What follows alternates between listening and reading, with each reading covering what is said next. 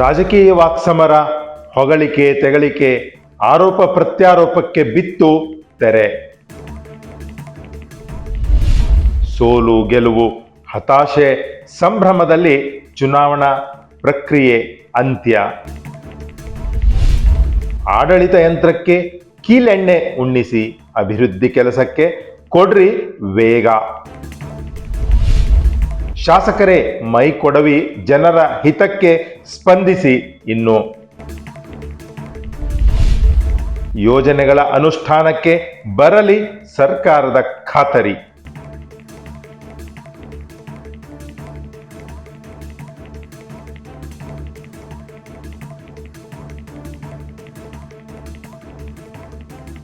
ಪ್ರೇಕ್ಷಕರೇ ಪ್ರಣಾಮಗಳು. ಇದು ನಿಮ್ಮ ವಿಶ್ವ ಪ್ಲಸ್ ಟಿವಿ. ಪ್ರೇಕ್ಷಕರೇ, ಇನ್ನು ಅಭಿವೃದ್ಧಿಗಾಗಿ ಆಡಳಿತ ಮತ್ತು ಸರ್ಕಾರದ ಯೋಜನೆಗಳ ಅನುಷ್ಠಾನದ ಕೆಲಸಕ್ಕೆ ಚುರುಕುತನ ಬರಬೇಕಾಗಿದೆ.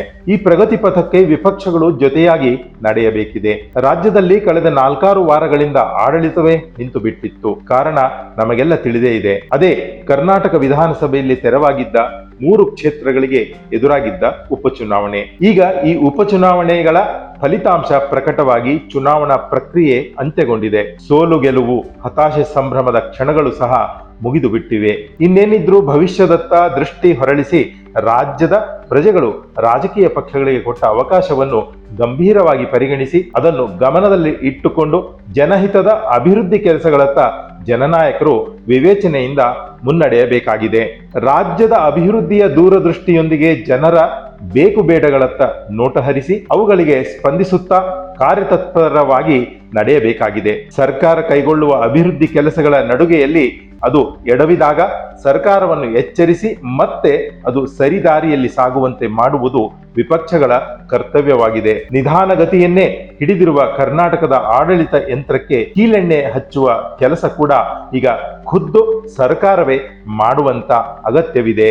ಕರ್ನಾಟಕದ ಸರ್ಕಾರವು ಈಗ ಆಡಳಿತದ ಕೆಳ ಹಂತದಿಂದ ಹಿಡಿದು ಉನ್ನತ ಮಟ್ಟದ ತನಕ ಇರುವ ಸರ್ಕಾರಿ ಸಿಬ್ಬಂದಿ ಹಾಗೂ ಅಧಿಕಾರಿ ವರ್ಗದವರಿಗೆ ಎಚ್ಚರಗೊಳಿಸುತ್ತಾ ಬೇಕಾದಾಗಲೆಲ್ಲ ಕಠಿಣತೆಯ ಬಿಸಿ ಮುಟ್ಟಿಸುತ್ತಾ ಎಲ್ಲ ಜನಪರ ಕೆಲಸ ಕಾರ್ಯಗಳಿಗೆ ವೇಗದ ಚುರುಕುತನ ತರಬೇಕಾಗಿದೆ. ಸರ್ಕಾರಿ ಇಲಾಖೆಗಳಲ್ಲಿ ಇರುವ ಸಮಸ್ಯೆಗಳನ್ನು ಕೂಡಲೇ ಸರಿಪಡಿಸಿ ಜನಸಾಮಾನ್ಯರ ಕೆಲಸಗಳನ್ನು ಕೂಡಲೇ ಪೂರ್ಣಗೊಳಿಸಿಕೊಡುವಂತೆ ಮಾಡಲು ಸರ್ಕಾರ ಮತ್ತು ಸಚಿವರು ಅಧಿಕಾರಿ ವಲಯದ ಮೇಲೆ ನಿಗಾ ವಹಿಸಬೇಕಾಗಿದೆ.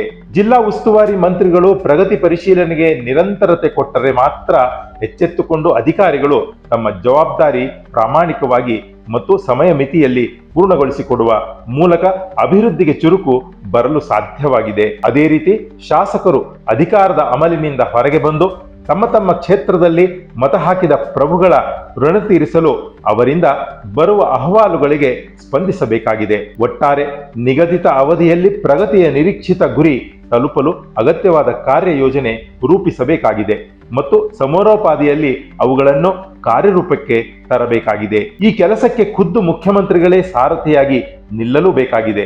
ಮಂತ್ರಿ ಪರಿಷತ್ತಿನ ಸಹೋದ್ಯೋಗಿಗಳಿಗೆ ಅಗತ್ಯವಾದಾಗ ಸಲಹೆ ಸೂಚನೆಗಳನ್ನು ಸಹ ನೀಡಲು ಬೇಕು. ಕುಂಟುತ್ತಿರುವ ಯೋಜನೆಗಳು ವೇಗ ಪಡೆದು ಟೈಮ್ ಲೈನ್ ನಂತೆ ಪೂರ್ತಿಯಾಗುವಂತೆ ಮುಖ್ಯಮಂತ್ರಿ ಹೆಡ್ ಮಾಸ್ಟರ್ ಗಿರಿ ಮಾಡಬೇಕಾಗಿದೆ.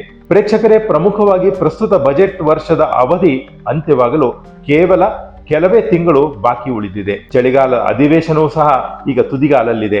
ಸರ್ಕಾರ ಮತ್ತು ಪ್ರತಿಪಕ್ಷಗಳು ಈ ವಿಚಾರವನ್ನು ಗಂಭೀರವಾಗಿ ಪರಿಗಣಿಸಬೇಕು. ಸಿದ್ದರಾಮಯ್ಯ ಅವರ ಸರ್ಕಾರ ಬಜೆಟ್ನಲ್ಲಿ ಘೋಷಿಸಿರುವ ಯೋಜನೆಗಳು ಪೂರ್ಣ ಪ್ರಮಾಣದಲ್ಲಿ ಅನುಷ್ಠಾನಕ್ಕೆ ಬರಬೇಕು ಮತ್ತು ಅವುಗಳನ್ನು ಪೂರ್ಣಗೊಳಿಸಿ ಲೋಕಾರ್ಪಣೆಗೆ ಯೋಜನೆಗಳನ್ನು ಕರೆದೊಯ್ಯುವ ಕ್ರಮ ಆಗಬೇಕಾಗಿದೆ. ಸರ್ಕಾರ ಮತ್ತು ಸರ್ಕಾರದ ಸಾರಥಿ ಸಿದ್ದರಾಮಯ್ಯ ಅವರ ಭುಜವೇರಿದ ಈ ಗುರುತರವಾದ ಜವಾಬ್ದಾರಿ ತಾನು ನಿರ್ವಹಿಸುತ್ತಿರುವ ಕ್ರಮಗಳ ಬಗ್ಗೆ ಚಳಿಗಾಲದ ಅಧಿವೇಶನದಲ್ಲಿ ವಿಪಕ್ಷಗಳಿಗೆ ರಿಪೋರ್ಟ್ ಕಾರ್ಡ್ ತೋರಿಸುವ ಅಗತ್ಯವೂ ಇದೆ. ಇದು ಜನರಿಗೂ ರಿಪೋರ್ಟ್ ಕಾರ್ಡ್ ಆಗಿ ಹೊರಹೊಮ್ಮಲಿದೆ.